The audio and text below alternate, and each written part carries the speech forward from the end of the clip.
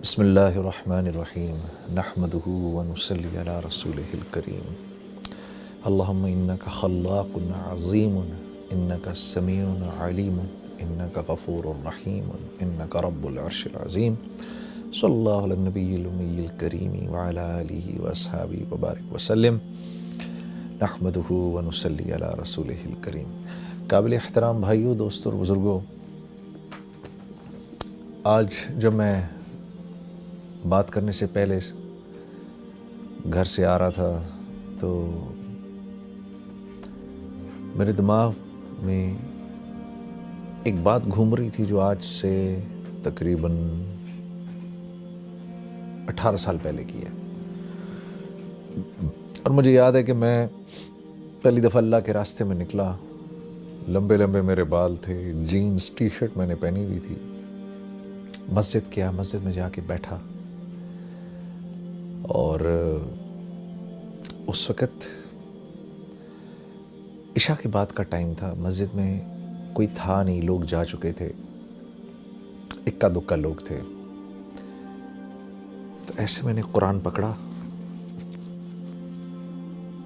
قرآن پکڑ کے ہی میں نے کھولا بڑے عرصے بعد، تو جن آیتوں پر میری نظر پڑی، قرآن کھولا تو 18واں پارہ کھل گیا، اور جن آیتوں پر میری نظر پڑی اس میں سے پہلی آیت تھی قد افلح المؤمنون، اور نیچے اس کے معنی لکھے ہوئے تھے بالتحقیق کامیاب ہو گئے مومنین۔ تو میں اس کو دیکھتا رہا، اس آیت کو دیکھ کے آگے میرے سے پڑھا نہیں گیا، مجھے خیال آیا کہ کامیاب ہو گئے مومنین۔ تو کامیابی تو میرے نزدیک اس وقت کوئی اور چیز تھی، اس وقت میرے نزدیک کامیابی تھی پیسے کا ہونا، شہرت کا ہونا، نام کا ہونا، مال کا ہونا، لوگوں میں جانا، پہچانا جانا، یہ میرے نزدیک کامیابی تھی۔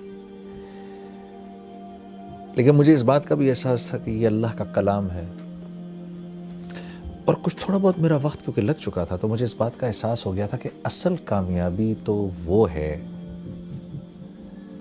جو اللہ کے ہاں کامیابی ہے، اصل کامیابی وہ نہیں ہے جس کو میں کامیابی کہوں۔ یہ بات بھی ذرا سمجھنے کی ہے۔ اللہ جس کو کہے وہ کامیاب ہے، اس کی کیا وجہ ہے؟ اس کی وجہ ایسے سمجھاتے ہیں علماء کرام، یہ اتنی کائنات ہے نا جو ہمیں آپ کو نظر آتی ہے، یہ ساری کی ساری اللہ نے انسان کے لیے بنائی ہے، اور انسان کو اللہ نے اپنے لیے بنایا ہے۔ اب اس کائنات میں جو چیز میری ضرورت کی ہے وہ میرے لیے جتنی ضروری ہے نا، اس کی اتنی ہی اونچی قیمت ہے۔ اگر گاڑی انسان کی ضروریات کو پورا کرتی ہے تو اس گاڑی کی قیمت ہے، اور وہ قیمت کس نے لگائی ہے؟ انسانوں نے۔ کیوں؟ کیونکہ گاڑی انسان کی ضروریات کو پورا کرنے کے لیے ہے، انسان گاڑی کے لیے نہیں بنایا گیا، گاڑی انسان کے لیے بنائی گئی ہے۔ تو یہ گاڑی جب تک اس کی ضروریات کو پورا کر رہی ہے اس وقت تک اس کی قیمت ہے۔ جس دن یہ انسان کی ضروریات کو پورا کرنا بند کر دے گی اور اس کی جگہ کوئی اور چیز اس سے بہتر ضرورت پورا کرے گی تو یہ سڑک پہ چلنے والی تمام گاڑیاں لوہے کے بھاؤ بکیں گی، یہ اپنی قیمت چھوڑ دیں گی۔ کیوں؟ اب انسان کے ہیں ان کی کوئی قیمت نہیں۔ تو یہ جتنی کائنات ہے اس کی ہر چیز کو اللہ نے انسان کے لیے بنایا ہے۔ پھل، سبزیاں، یہ بہتے جھرنے، یہ دریا، یہ ہوائیں، یہ بدلتے موسم، یہ سب انسان کے لیے ہے، اس کو سکھ پہنچانے کے لیے ہے۔ اور اس کائنات میں جو کچھ ہے وہ جتنی انسان کی ضرورت کو پورا کر رہا ہے اتنا ہی قیمتی ہے، اور جو انسان کی ضرورت کو پورا نہیں کر رہا وہ اتنا ہی بے قیمت ہے۔ کیوں؟ کائنات انسان کے لیے بنی ہے۔ اسی طرح کیونکہ انسان اللہ کے لیے بنا ہے تو انسان کی قیمت بھی اللہ ہی لگاتے ہیں، انسان خود اپنی قیمت نہیں لگا سکتا۔ بڑے بڑے بادشاہ آئے، بڑے بڑے کر و فر کے ساتھ آئے۔ فرعون نے تو اپنے آپ کو آ کر کہا انا ربکم الاعلی، میں تو بہت بڑا رب ہوں، کہتا پھرے، کیونکہ اللہ کے ہاں بے قیمت ہے تو دنیا سے تو مرنے سے پہلے ہی اللہ نے اس کو بے قیمت کر دیا، اور مارنے کے بعد اللہ نے اس کو پرزرو کر دیا اور آنے والی نسلوں کے لیے عبرت کا نشان بنا دیا۔ کیوں؟ کیونکہ یہ اللہ کے ہاں بے قیمت تھا، اب یہ قیامت تک بے قیمت رہے گا۔ کوئی اپنے آپ کو کچھ بھی سمجھتا پھرے؟ جو اللہ کے ہاں قیمتی ہے وہ دراصل قیمتی ہے۔ کیوں؟ کیونکہ انسان بنا اللہ کے لیے ہے۔ وَمَا خَلَقْتُ الْجِنَّ وَالْإِنسَ إِلَّا لِيَعْبُدُونَ، ہم نے جن و انس کو بنایا ہی اس لیے ہے کہ یہ ہمارے بن کے رہیں۔ اللہ، جیسے ہم کہتے ہیں نا لا الہ الا اللہ، نہیں کوئی معبود سوائے اللہ کے، ہو ہی نہیں سکتا۔ بالکل اسی طریقے سے نہیں بنایا ہم نے جن و انس کو سوائے اس کے لیعبدون، کہ میری عبادت کریں، میرے بن کے رہیں۔ انسان بنا اللہ کے ہاں ہے، اللہ کے لیے ہے، انسان اللہ کے لیے بنا ہے، اس لیے اس کی قیمت بھی اللہ ہی لگاتے ہیں۔ تو جب میں نے پڑھا نا قد افلح المؤمنون، کامیاب ہو گئے مومنین، تو مجھے تھوڑی دیر کے لیے لگا جنید تو اپنے آپ کو کتنا کامیاب سمجھتا ہے، اپنے آپ کو کتنا بڑا سٹار سمجھتا ہے، چیک تو کر، کیا تو واقعی ان کامیاب لوگوں میں سے ہے؟ کیا تو واقعی اتنا کامیاب ہے جتنا کامیاب تو اپنے آپ کو سمجھتا ہے؟ تو میں نے ان اگلی 10 آیتوں کو پڑھنا شروع کیا کہ یہ آیتیں کیا کہہ رہی ہیں۔ قد افلح المؤمنون، بالتحقیق مومنین کامیاب ہو گئے۔ اب یہ مومنین ہیں کون؟ یہ تو دیکھیں۔ تو ان کی پہلی صفت کیا ہے؟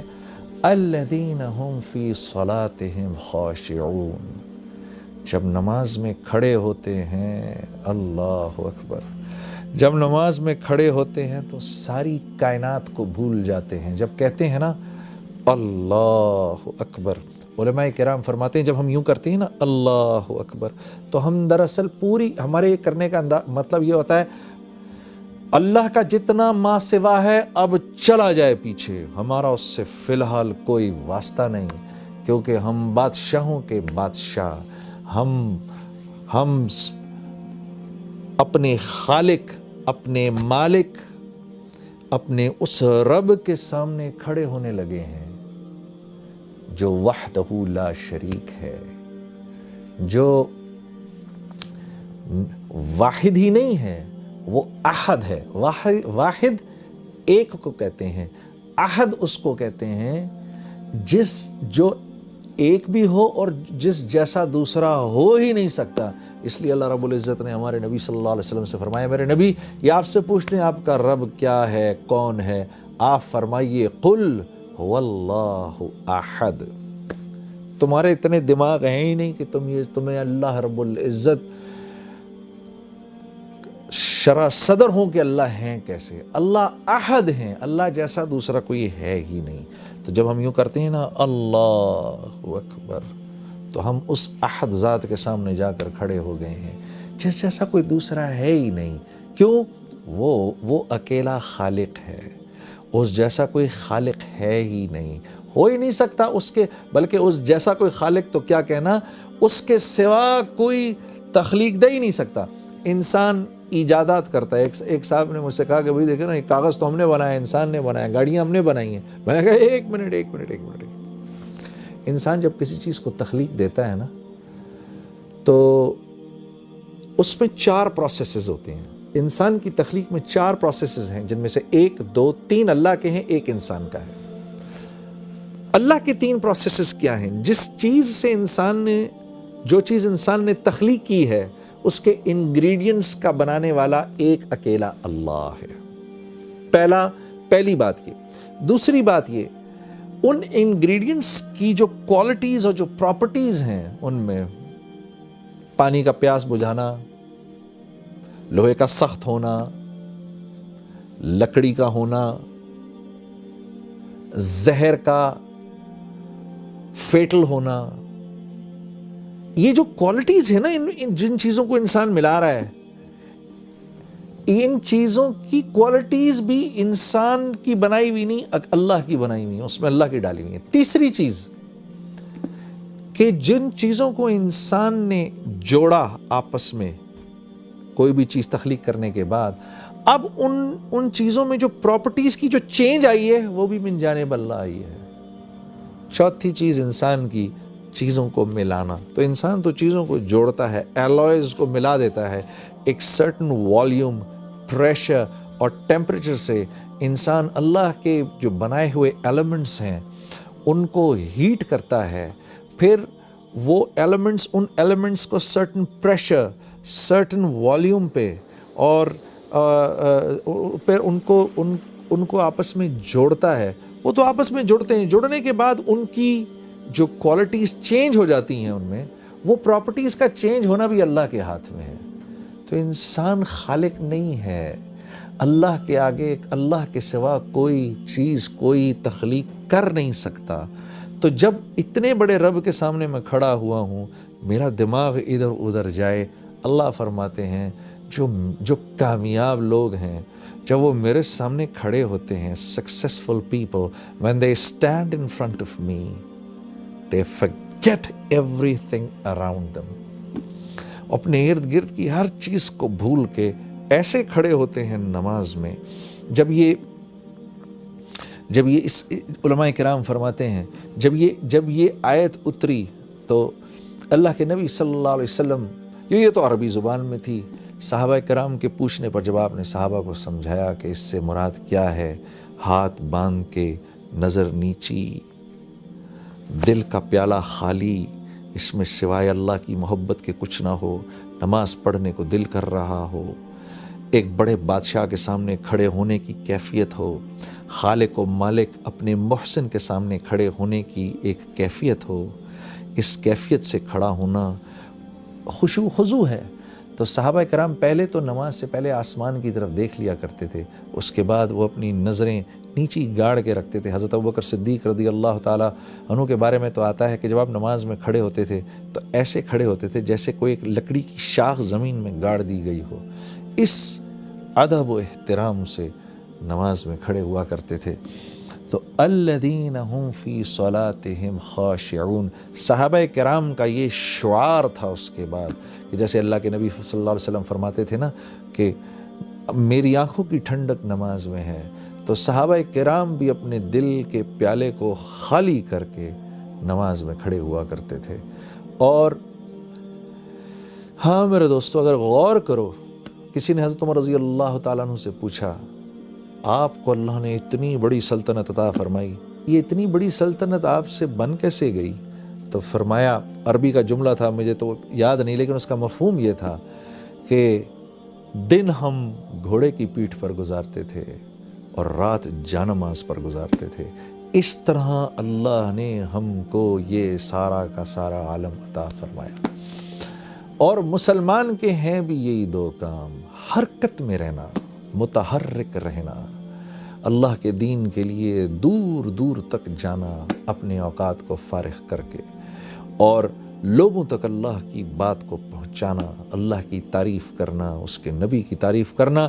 دن میں ان لک فی النہار سبحا طویلا، اللہ رب العزت ہمارے نبی صلی اللہ علیہ وسلم کے بارے میں فرما رہے ہیں کہ اے میرے نبی، صبح آپ لوگوں کے سمندر میں تیر رہے ہوتے ہیں. جب اللہ یہ کہیں تو سوچو اللہ کے نبی کیسے لوگوں کے پاس جایا کرتے ہوں گے، کیسے لوگوں کے، اے میرے نبی دن بھر آپ لوگوں کے سمندر میں تیر رہے ہوتے ہیں، لوگوں تک اللہ کی بات پہنچا رہے ہیں. تو یہ کام ہے ہمارا. اور رات کو اللہ کے سامنے خشوع و خضوع سے کھڑے ہو جانا. کہ کسی اللہ والے سے یہ سنا کہ تہجد کی نماز کے بعد جو دعا ہے وہ ایسی پر اثر ہوتی ہے کہ جیسے کوئی تیر انداز نشانے پر اپنے تیر کو مارے، ایک انتہائی شاطر تیر انداز اپنے تیر کو نشانے پر مارے تو وہ نشانے پر جا کے لگے. ایسی ہی دعا اللہ کے ہاں قبول ہوتی ہے رات کو. میرے عزیز دوستو، کیونکہ ہم اللہ کو ویسا سمجھتے نہیں جیسی اللہ کی ذات ہے، وما قدر اللہ حق قدرہ والارض جمیعا، ہم کیونکہ اللہ کی قدر ویسی کرتے نہیں، اللہ خود فرما رہے قرآن میں، تو اس وجہ سے اللہ سے ویسا تعلق بنتا نہیں. جب اللہ سے ویسا تعلق بنتا نہیں تو پھر ہم اپنی ضروریات، کیونکہ ہم اللہ سے ایسا تعلق بناتے نہیں، اس لیے میرے دوستوں دل اللہ کی ذات کا تاثر بھی نہیں لیتا. اور انسان کی ہر ضرورت اللہ سے جڑی ہوئی ہے. انسان کی ہر ضرورت جو ہے وہ اللہ سے جڑی ہوئی ہے. دیکھیے یہ آنکھیں ہیں میرے پاس، میں ان سے دیکھتا ہوں. کیا میں ان سے دیکھتا ہوں؟ جس بھائی کے پاس آنکھیں نہ ہوں اس سے پوچھو تو صحیح جا کر. ہاں، یہ جملہ ہی باطل جملہ ہے جو میں نے ابھی کہا ہے کہ میں آنکھ سے دیکھتا ہوں. وہ آپ سے کہے گا آنکھ تو میرے پاس بھی ہے. آنکھ سے نہیں دیکھتے، اس میں اللہ کا امر ہے میرے بھائی. جس سے تو دیکھتا ہے، میرے لیے وہ امر نہیں دیکھنے کا ہے تو نہیں دیکھ سکتا، آپ کے لیے دیکھنے کا ہے تو آپ دیکھ سکتے ہیں. آنکھ تو میرے پاس بھی ہے. یہ زبان ہے میرے پاس، بھینس کی اس سے 4 گز لمبی زبان ہے. اگر زبان ہی بولتی تو بھینس بولتی، کیوں نہ بولتی؟ زبان نہیں بولتی. جو میرا بھائی بول نہیں سکتا اس سے پوچھو، وہ کہے گا دیکھو زبان میرے پاس بھی ہے. زبان نہیں بولتی، اس میں چھپا ہوا اللہ کا امر ہے جس سے آپ بولتے ہیں. آپ کے لیے امر ہے، میرے لیے نہیں. اللہ الذی خلق 7 سماوات ومن الارض مثلہن یتنزل الامر بینہن لہ ملک السماوات والارض وإلی اللہ ترجع الامور. یہ وہ رب ہے کہ دنیا میں ہونے والا ہر امر اپنے ہونے سے پہلے اللہ سے پوچھتا ہے، یا اللہ تو مجھے بتا میں نے کیسے ہونا ہے. عزیز دوستو، کیونکہ دل اللہ کی ذات کے تاثر سے خالی ہے، اس لیے نماز میں جی نہیں لگتا، اور نماز سے اپنی ضروریات کے پورا ہونے کا یقین بھی نہیں ہوتا. جب ہم لوگوں کے سامنے اللہ کی تعریف کرتے ہیں تو اس یقین کو ٹھیک کرنے کے لیے کرتے ہیں کہ ملے گا تو اللہ کے ہاں سے ملے گا، کریں گے تو اللہ کریں گے. ہاں، جو کچھ جہاں جہاں سے ہوتا آ رہا ہے وہاں سے نہیں ہو رہا، کرنے والی ذات اللہ کی ہے.